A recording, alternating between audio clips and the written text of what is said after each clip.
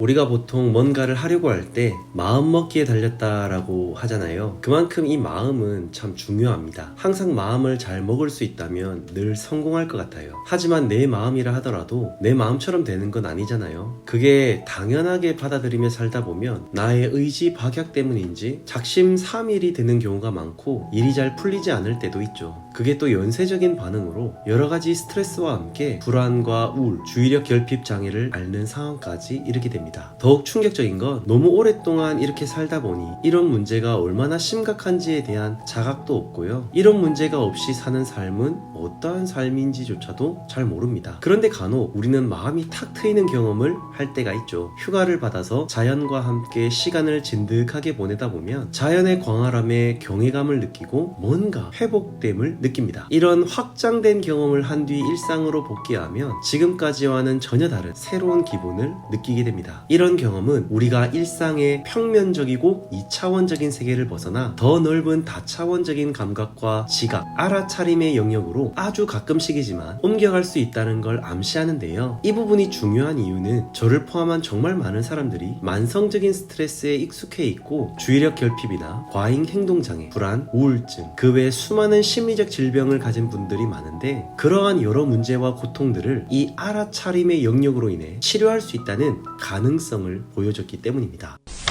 오늘 우리가 함께 볼 오픈 포커스 브레인은 유명 저널리스트이자 과학에 대한 글을 쓰는 짐 로빈스가 뇌파 바이오 피드백 분야의 선구자이자 심리학자인 레스 페미와 함께 쓴 책인데요. 레스 페미는 지난 40년간 뇌파 연구에 근거한 심리 상담을 펼쳐오면서 주의를 기울이는 방식을 전환시켜 삶의 질을 획기적으로 높이는 오픈 포커스 기법을 개발하여 수천 명이 넘는 사람들의 심리적 문제를 제거하고 자신의 최대 능력치를 높여주는 그런 일들을 해왔습니다. 저널리스트 짐 로빈스와 심리학자 레스 페미는 이 책을 통해 지금 우리의 상태를 말해줍니다. 삶에는 속도를 높이는 것보다 중요한 것들이 많이 있다. 마하트마 간디.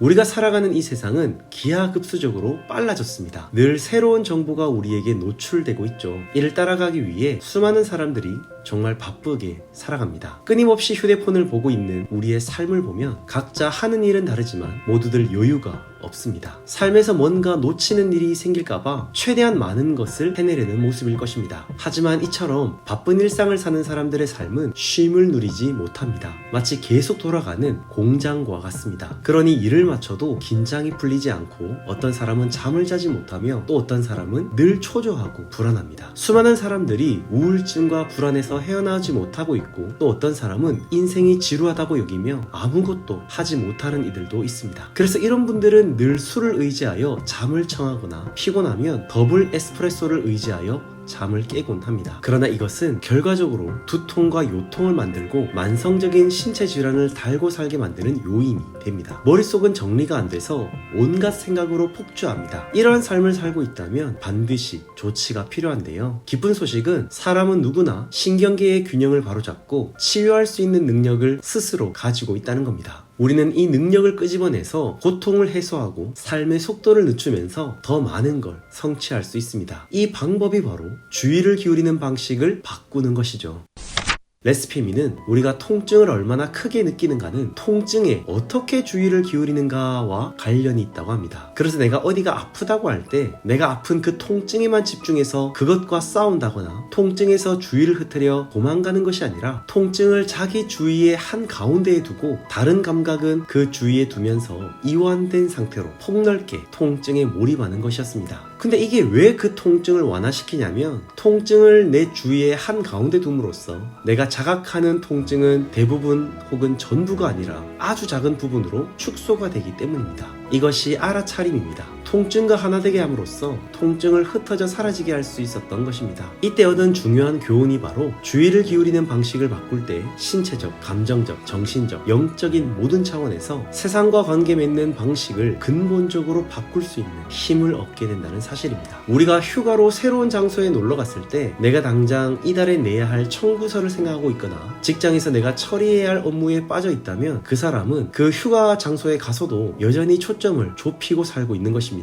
그러나 그 모든 걸 다 내려놓고 다 벗어던지고 완전히 새로운 환경에서 자유를 만끽하게 될 때 그때 우리 몸도 긍정적인 방향으로 반응합니다. 그곳에 가면 우리의 감각은 전체적으로 개방되어서 바람의 소리, 바닷물의 짠내, 소나무 향기 등을 알아차릴 정도로 우리의 주의가 확장됨을 느낍니다. 이게 우리에게 안락함을 주고요, 심리적 편안함을 주는 것입니다. 어느 한 곳에 집중하여 긴장하고 경직되어 있는 것이 아니라 신체의 모든 부분이 다 자유롭게 제 기능을 한다는 것이죠. 그러면 몸이 가장 편안함을 느끼게 됩니다. 그러면 내 몸의 통증이 사라지게 되는 것이죠. 힘들고 경직된 방식으로 주의를 기울이면 스트레스를 받게 되고 이것은 몸과 마음 전체에 해로운 영향을 끼칩니다. 그럴 때 우리는 너무 많이 힘이 듭니다. 두렵고 화가 납니다. 경직되거나 저항하는 식으로 과잉 반응을 하기가 쉽습니다. 반대로 유연한 방식으로 주의를 기울이면 우리는 더 수용적이고 편안하게 에너지 넘치며 건강하고 생산적이 되어서 훨씬 자유로움을 누릴 수 있습니다.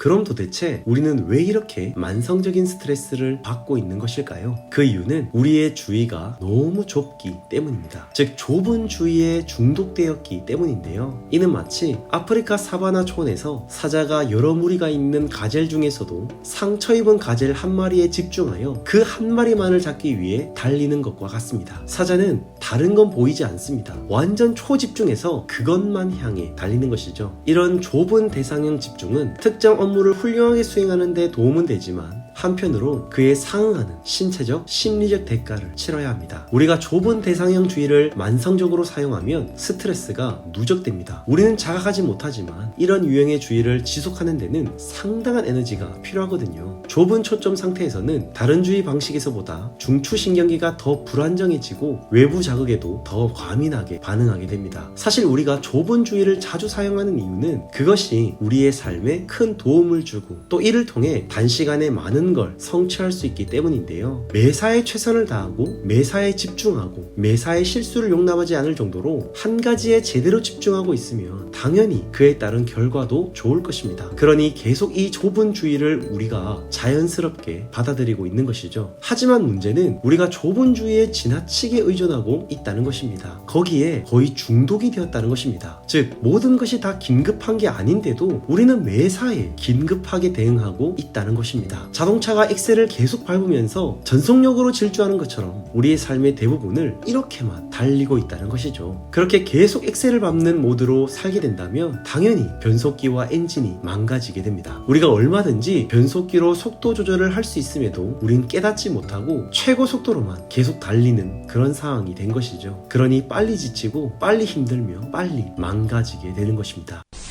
오픈 포커스 훈련은 바로 이 같은 상태에서 속도를 조절할 수 있도록 해줍니다. 굳이 급하지 않은 일상에서는 자연스럽게 속도 조절을 하면서 결국 몸과 마음을 조절할 수 있는 것이죠. 사실 우리가 사는 이 모든 상황이 우리를 좁은 대상형 주의로 만들어 버렸습니다. 엄청난 속도로 밀어붙이는 정보들은 우리가 다 따라갈 수가 없습니다. 따라가려고 그 정보들에게 집중을 하면 엄청난 에너지가 소모됩니다. 이걸 쫓아가다 보니 좁고 경직된 방식으로 주의를 기울이게 되고 결국 쉽게 지치는 것이 현재 우리의 모습이라는 것입니다. 좁은 초점은 우리의 안녕이 위협받을 때 일어납니다. 나에게 두려운 상황이 생기면 반사적으로 일어나는 반응인 것이죠. 어릴 때 가정학대나 충분한 사랑을 받지 못한 사람은 인지 능력에서 심각한 문제를 만들어냅니다. 그의 심리적 상태가 근육을 굳게 만들었기 때문인데요. 그의 초점은 극도로 좁아져 있고 항상 불안한 상태로 주변 위험 요소를 살피게 됩니다. 지금은 그런 상황이 없음에도 불구하고 본능적으로 좁은 대상형 주의 상태가 되어서 과잉 경계의 모습을 보이는 것이죠. 이처럼 만성적인 좁은 대상형 주의는 엄청난 에너지를 요구할 뿐더러 진정한 자신을 찾는 데는 방해가 됩니다. 이 상태를 계속 유지하는 것은 우리를 완전히 지치게 만드는 것입니다. 더욱 심해지면 감각 자체가 그 기능을 하지 못합니다. 맛있는 냄새를 맡지 못하고 촉감과 청각도 잃어갑니다. 이 상태에서 잠시나마 숨을 쉬기 위해 게임, 도박, 폭식, 성적인 중독에 빠지게 됩니다. 하지만 그건 더욱더 사람을 폐인으로 만드는 길이죠.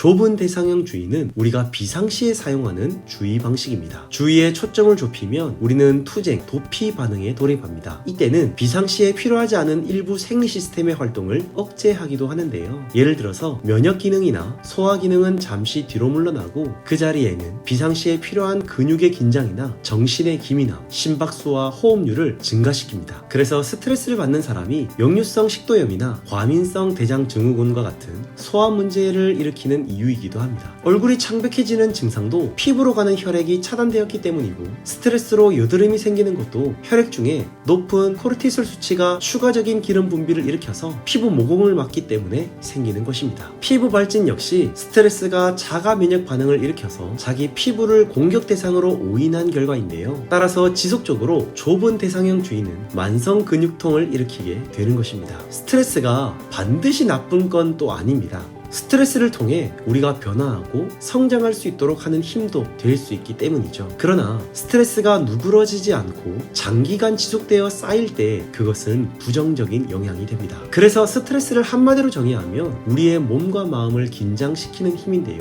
그러나 오픈 포커스 방법은 몸과 마음에 쌓인 스트레스의 긴장을 역전시키는 방법, 다시 몸 안에 있는 부분들을 정상화시키는 과정인 것입니다. 제가 처음에는 이 책에서 말하는 내용을 다 이해할 수가 없었습니다. 다소 학문적인 단어가 있고 이게 도대체 뭘 의미하는지 정확하게 몰랐는데요. 그런데 저의 심리 상태, 만성적인 피로, 근육통, 늘 긴장하고 있는 나의 모습들, 이러한 증상이 너무 저에게 맞아 떨어지더라고요. 그래서 이 책을 읽고 일단 시키는 대로 해보았습니다. 그러니까 지금 내가 신경 쓰고 있는 이 부분 말고 나의 의식을 더 확장시키고 공간을 인식하는 연습을 해보았죠. 그랬더니 짧은 시간이었지만 신기하게도 뭔가 편안한 기분이 들었습니다. 아마 명상의 일부분일 수도 있는데요. 평소에 욕심도 많은 데다가 늘 조급하게 살던 제가 조금 내려놓고 내 통증에 주의를 기울여 보았고 잠시 의식을 공간에 두니까 마음의 편안함이 오더라고요. 혹시 저와 같이 만성 피로와 근육통에 시달리는 분들, 늘 바쁘고 정신이 없이 사셨던 분들 꼭 이 책을 읽고 이대로 실천해 보시기를 추천드립니다. 제가 고정 댓글창에 이 책의 출판사인 샨티의 오픈 포커스 연습 영상을 링크해 둘 테니까요. 짧은 시간이라도 꼭 투자하셔서 마음의 평안과 심리적 치료, 육체의 회복을 꼭 이 오픈 포커스 훈련으로 경험해 보셨으면 좋겠습니다. 원하는 삶을 창조하는 주의력 사용법 레스페미, 짐 로빈스의 오픈 포커스 브레인을 추천드리면서 저는 이만 물러가 보겠습니다. 지금까지 함께 읽는 책 크리스였습니다.